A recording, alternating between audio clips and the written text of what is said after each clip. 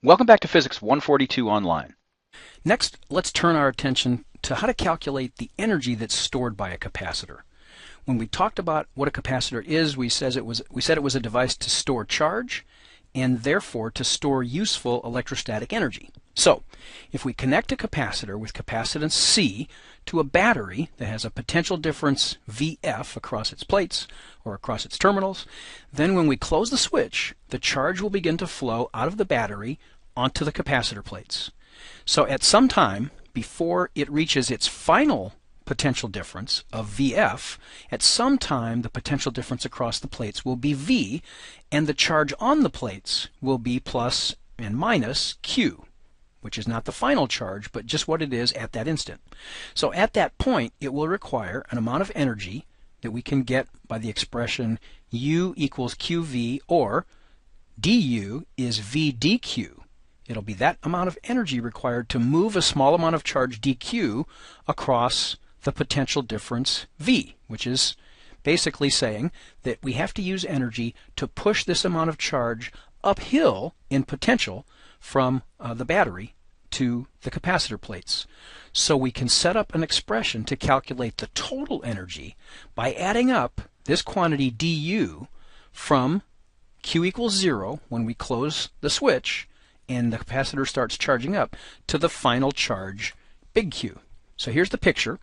We imagine that at some instant in time, the potential difference across these plates is V, which is Q over C, and then to add an additional amount of charge dq would cost the amount of energy du is V dq. So delta U then would be the total amount of potential energy that it requires, the potential energy change that's associated with moving all the charge from the battery to the capacitor plates. So the integral of all these quantities du is V dq, so we plug that in. We can see now that Q is the variable, and we go from Q equals 0 when the capacitor has no charge on it to a final value of capital Q. And V, we know by the definition of capacitance, V is equal to Q over C. Remember that C is Q divided by V. So we just solve for V in this, substitute into the integrand. We pull outside 1 over the capacitance value because we know that's a constant, and what's left is a very simple integral Q dq, which gives us Q squared over 2, and then integrating that from 0 to capital Q gives us a very simple result for the potential energy that's stored in that capacitor when it reaches its final maximum charge.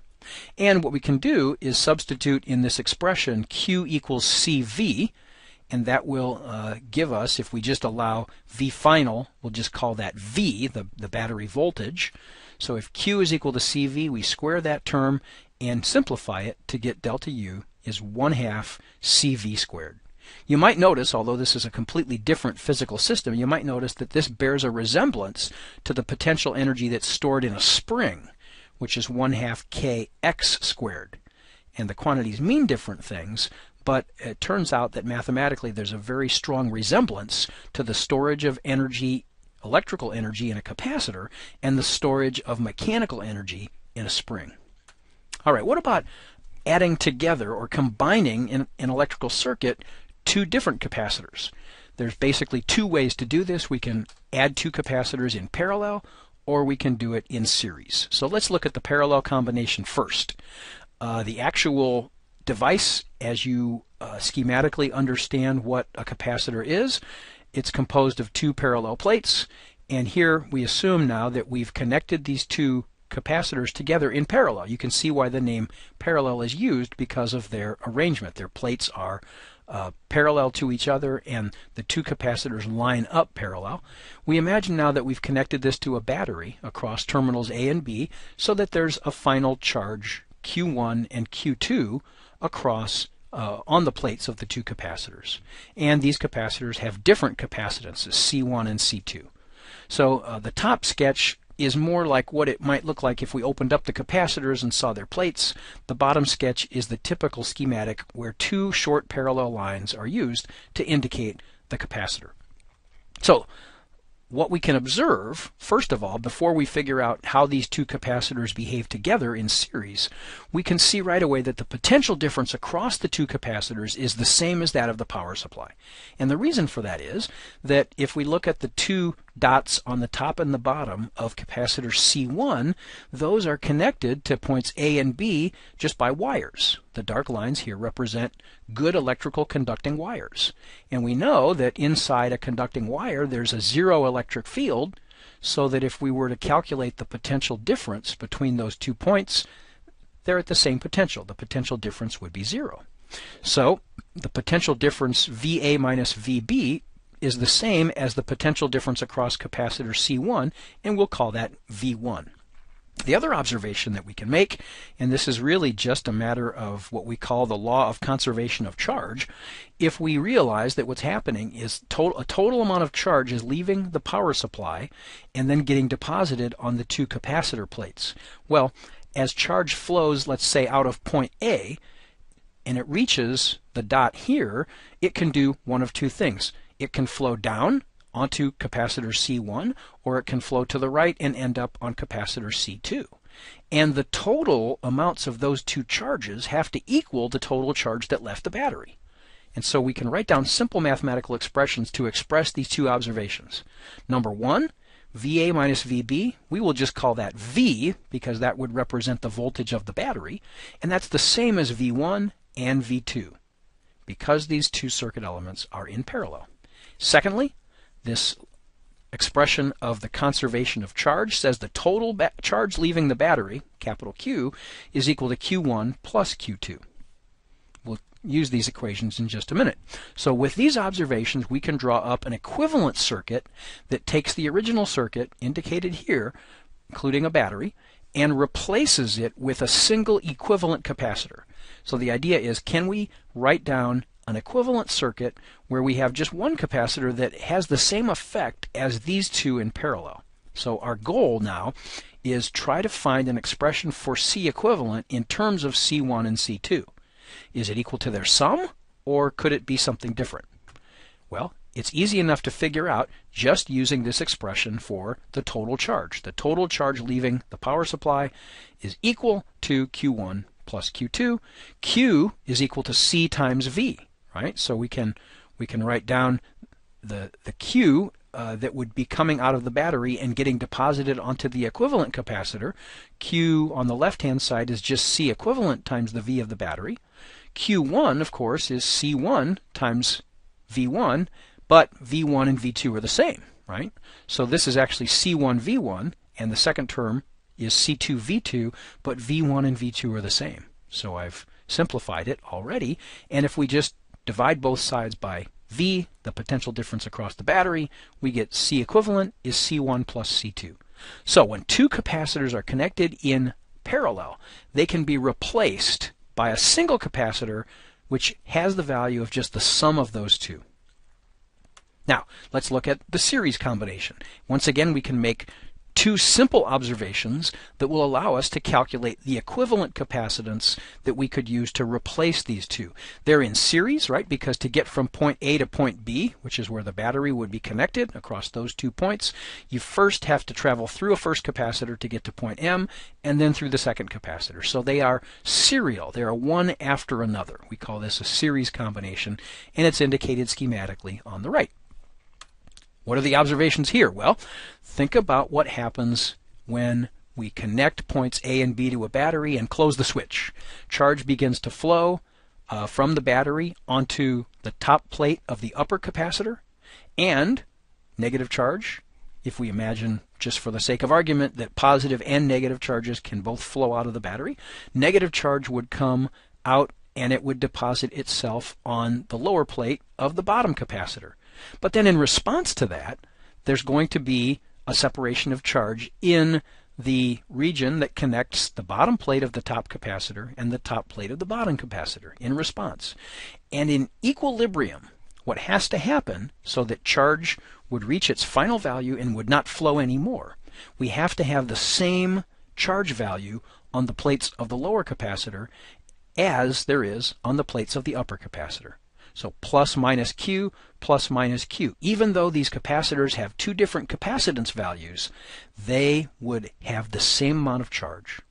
That's an important observation. And then we can say that the total potential difference, or the total voltage from points A to B, is the sum of the voltage across the two capacitors. The reason for that is, if we remember the definition of voltage, it's minus the integral of the electric field dot dl from the initial to the final point. So if we want to go from A to B, we first have to go through capacitor 1. So the voltage across that would be V1. And then we have to go across capacitor 2, and the voltage across that would be V2. So those two steps take us from points A to point B, and therefore the voltage VA minus VB, which we will call V, is equal to the sum of V1 plus V2. So these two observations can be written down as follows. Q is Q1 is equal to Q2, like we said before, and VA minus VB, which is just the voltage of the battery that we connect this circuit to, is equal to the sum of the two voltages. So if we want to replace the series circuit with an equivalent capacitor, what do? Let's use the voltage equation. V across the battery in the equivalent circuit is equal to V1 plus V2. Well, we can now replace V with Q over C. Q is the total charge coming out of the battery divided by C equivalent. That's the left-hand side. The right-hand side would be Q1 over C1 plus Q2 over C2. Well, we know that Q1 and C1 are the same, according to our observation about capacitors in series. So that's Q over C1 plus Q over C2. Right and the left-hand side both have that quantity Q, so if we divide both sides by Q, we get the following arrangement that relates to the reciprocals of the capacitances. So two capacitors that are in series, their capacitances combine by saying 1 over CEQ is 1 over C1 plus 1 over C2. So that's a series combination. These two formulas are very useful in simplifying more complex circuits. And it's important, though, to remember these observations, because it's not enough in order to answer the kinds of questions that we want to know, such as how much charge is there going to be in each capacitor when we have a complicated circuit. It's not enough just to remember those two equations. You have to remember the observations. When two capacitors are in parallel, the voltage across each of them is the same. When two capacitors are in series, the charge across them is the same. And we'll show an example here. Here we've got a circuit that's not too complicated. It's only got 3 capacitors. 2 of them are arranged in parallel, and then the other one is in series with what would be the resulting combination of the first 2. So let's try to figure out what would be the charge stored on each of the 3 capacitors, and if we know that, then what's the energy stored in each capacitor? So what are we going to do first? We're going to try to replace these 3 capacitors with an equivalent capacitor, because then that will tell us how much charge flows out of the battery. So here's the strategy. We do this, though, in 2 steps. We replace the 2 and 4 microfarad capacitor with a single equivalent capacitor, and then we'll replace that one and the 3 microfarad capacitor with another equivalent capacitor. So the first step is take the 2 and the 4 and replace them with a single capacitor that we will call CEQ1. Those 2 are in parallel, so we know that their capacitances add together to give 6 microfarads. So our C equivalent 1 is a 6 microfarad capacitor. Now what do? Well, now we want to take that 6 microfarad and the 3 microfarad capacitor, which are now in series, and replace them with a single capacitor CEQ. All right, so that means that 1 over CEQ, because these 2 are in series, 1 over CEQ is 1 over 6 plus 1 over 3, and if you do the algebra, actually it's more arithmetic, you get 1/2. So CEQ is equal to 2 microfarads. Now notice these 2 sketches, we've already incorporated one of our other observations. When you have 2 capacitors in series, they have the same charge on them. So the charge plus and minus Q that's on the 3 microfarad capacitor is the same as the charge plus and minus Q that's on this equivalent capacitor. And as a result, when we calculate the Q on the 3 microfarad capacitor, it's the same as the charge that's on this equivalent capacitor that's drawn in the upper part of the circuit. So CEQ is 2 microfarads. Let's move on. Now we can find the total charge Q out of the battery, and notice that total charge that comes out of the battery is also the charge that's on the 3 microfarad capacitor, like we showed in this sketch. So that's an easy calculation. Q is equal to C equivalent V, where V is the voltage of the entire battery. Let's go back and take a quick look at that. Right? We said the battery had a 6-volt potential difference across it. And so 2, which is the equivalent capacitance, times 6 is 12. And that gives us the charge Q3, which is also the total charge coming out of the battery. We can't directly find the charge on the other 2 capacitors, although we know that the sum of them has to be this 12 microcoulombs. But we can first find the voltage across them. How do we do that? First, go back to our sketch. The equivalent voltage, VEQ1, which, if I go back to the sketch, VEQ1 is the voltage across this upper equivalent capacitor. So we can easily do that by taking the total charge divided by the capacitance. We know that total charge was 12 microcoulombs. We know the equivalent capacitance was 6 microfarads, so that's 2 volts. That means, if I go back for just a second, now we have found out there's 2 volts across that equivalent capacitor. Or there's 2 volts across the 2 microfarad and the 4 microfarad capacitors. 2 volts across those. So that'll allow us to find those 2 charges. 2 volts times 2 microfarads is 4 microcoulombs. 2 volts times 4 microfarads is 8 microcoulombs. So now we have all 3 charges. We've got 12 microcoulombs was on capacitor C3, and then 4 and 8 was across C2. And there's a good check because we know that the sum of Q2 and Q4 has to equal Q3. We said that already. So that's a useful check on our work. Finally, we'd like to calculate the energy stored. First, we need the voltage across the 3 microfarad capacitor, but that's easy because if we look back at the sketch, the voltage across the 2 capacitors that were in parallel was 2 volts, and 2 plus 4 gives us 6. So 6 was the voltage across the battery. So those 2 have to add together. Since we know that V1 and V2 were 2 volts, then V3 has to be 4 volts to add up to 6. That means we now can calculate U3, 1/2 C3 V3 squared.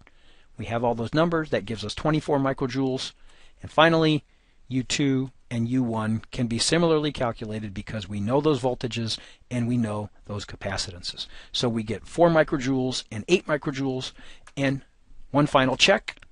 If we add all 3 of those energy terms together, we get 36 microjoules. That should be the total energy that would have been on the single equivalent capacitor. And we knew that that capacitance value, we figured that earlier, so we can check one last time and write down U total is 1/2 times the C equivalent times V squared. Well, we found that out before. The V of the battery was 6. The C equivalent was 2, right? So 2 over 2 times 6 squared is 36, and that checks. So the total energy stored on each of the 3 capacitors added up is the same as what we would get if we replaced them by a single equivalent capacitor. So there's a lot here to digest, and we'll work some more examples in class. I'll see you there.